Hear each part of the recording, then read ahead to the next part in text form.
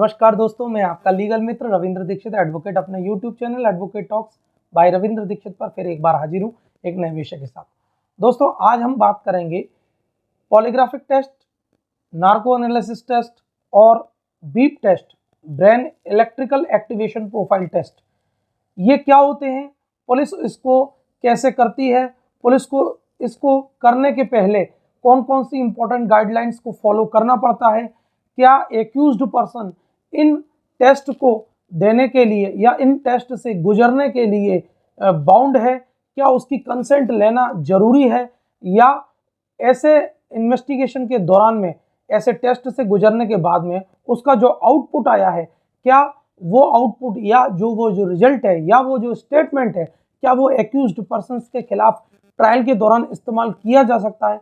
इन सभी बातों को आज मैं अपने इस वीडियो में आपको बताऊंगा और इसके संबंध में सुप्रीम कोर्ट की क्या गाइडलाइन है और वो कौन सा केस लॉ है जिसके माध्यम से ये गाइडलाइन फ्रेम की गई थी। तो दोस्तों, मेरे इस वीडियो को आप पूरा देखें, इसे लाइक करें, सब्सक्राइब करें और इसे शेयर करें ताकि ऐसी ही लीगल इंपॉर्टेंट इंफॉर्मेशन आपको समय समय पर मिलते रहे। दोस्तों, पुलिस इन्वेस्टिगेशन के दौरान कई बार ऐसे केसेस से उनका पाला पड़ता है जो कि एक तरह से ब्लाइंड केस होते हैं, जिसमें किसी भी प्रकार की कोई इंफॉर्मेशन या एविडेंस मौके पर नहीं मिल रही होती है। तब ऐसी स्थिति में पुलिस जो सस्पेक्टेड होते हैं या जो सो कॉल्ड एक्यूज्ड पर्सन होते हैं, तो उनका नार्को एनालिसिस टेस्ट या बीप टेस्ट या पॉलीग्राफिक टेस्ट कराने के लिए कोर्ट के आगे एप्लीकेशन देती है। ये टेस्ट जो कराए जाते हैं, इनको कराने के लिए कुछ गाइडलाइन सुप्रीम कोर्ट ने criminal appeal number 1267/2004 Shrimati Selvi versus state of Karnataka के मामले में 5 मई 2010 को एक जजमेंट पास करते हुए दी थी। इसमें 8 तरह की गाइडलाइन सुप्रीम कोर्ट ने इशू करी है। ये मैंडेटरी गाइडलाइन है और इन गाइडलाइन को फॉलो करना पुलिस को बहुत जरूरी होता है किसी भी एक्यूज्ड पर्सन को पॉलीग्राफिक टेस्ट करने के लिए या उसका बीप टेस्ट करने के लिए या उसका जो है नार्को एनालिसिस टेस्ट करने के लिए। दोस्तों, सुप्रीम कोर्ट ने इसमें जो बेसिकली सेक्शन 53A CRPC को कंसीडर किया है, जिसमें डीएनए प्रोफाइल टेस्ट के संबंध में बताया गया है कि डीएनए प्रोफाइल टेस्ट एक अलग तरीके का टेस्ट है और उसमें जो अदर साइंटिफिक टेस्ट के बारे में जो बताया गया है उसमें ये तीनों टेस्ट शामिल नहीं है। इनको करने के लिए एक्यूज्ड पर्सन की फ्री कंसेंट लेना बहुत जरूरी है। यदि एक्यूज्ड पर्सन की कंसेंट नहीं है तो ये पुलिस ये टेस्ट नहीं कर सकती है। एक्यूज्ड पर्सन की फ्री कंसेंट ली जाएगी। वो कंसेंट उसके एडवोकेट की प्रेजेंस में जुडिशियल मजिस्ट्रेट के आगे कंसेंट उसकी रिकॉर्ड की जाएगी। वो टेस्ट किस प्रकार होगा, उसके लिए उसको किस प्रकार के साइंटिफिक मेथड से गुजरना पड़ेगा, प्रोसीजर क्या होगा जिसके माध्यम से यह टेस्ट किया जाता है, ये सभी बातें एक्सप्लेन की जाएंगी एक्यूज्ड पर्सन को और उसको बताया जाएगा कि आप ये टेस्ट करवाने के लिए अपनी कंसेंट दे भी सकते हैं और नहीं भी दे सकते हैं। इस टेस्ट से इनकार भी आप कर सकते हैं, ये आपके निर्णय के ऊपर है। तो इसको स्पेसिफिकली फ्री कंसेंट लेने के लिए सुप्रीम कोर्ट ने इस जजमेंट में कहा है जो भी एविडेंस पुलिस रिकॉर्ड करेगी वो एविडेंस एक्यूज्ड पर्सन के खिलाफ पूरी ट्रायल में इस्तेमाल नहीं की जाएगी या वो उसके खिलाफ नहीं पढ़ी जा सकती। उसका केवल उतना ही उपयोग है जितना कि सेक्शन 27 एविडेंस एक्ट का एक्यूज स्टेटमेंट का जो है पुलिस के इन्वेस्टिगेशन में उसकी वैल्यू होती है। तो उस एविडेंस से जो भी फैक्ट डिस्कवर होता है केवल उसके लिए ही वो टेस्ट की एक एविडेंटरी वैल्यू है। एक्यूज के खिलाफ वो टेस्ट इस्तेमाल नहीं होगा, एक्यूज के खिलाफ वो ट्रायल में वो एग्जामिनेशन नहीं पढ़ा जाएगा, फिजिकल टेस्ट कराया जाएगा।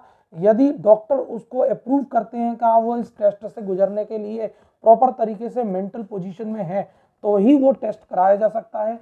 एक इंडिपेंडेंट हॉस्पिटल में वो टेस्ट कराया जाएगा जो कि एक्यूज के लॉयर को और एक्यूज की प्रेजेंस में उसके लॉयर की उपस्थिति में वही टेस्ट कराया जा सकता है। तो दोस्तों, मैंने आपको ये जो आजकल आप कई केसों में देखते होंगे कि नार्को एनालिसिस टेस्ट के बारे में पुलिस ने नार्को टेस्ट कराया या पॉलीग्राफिक टेस्ट कराया, या जो है बीप टेस्ट, बीप टेस्ट का फुल फॉर्म होता है brain electrical activation profile test.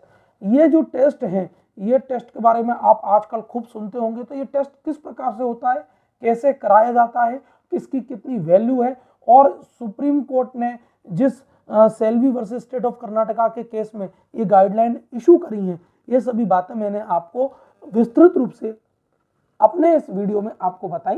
दोस्तों, इसी जजमेंट में सुप्रीम कोर्ट ने article 20 sub clause 3 constitution of India के बारे में भी डिस्कस किया है और हेल्ड किया है कि किसी भी एक्यूज्ड को उसके खिलाफ स्टेटमेंट देने के लिए बाउंड नहीं किया जा सकता।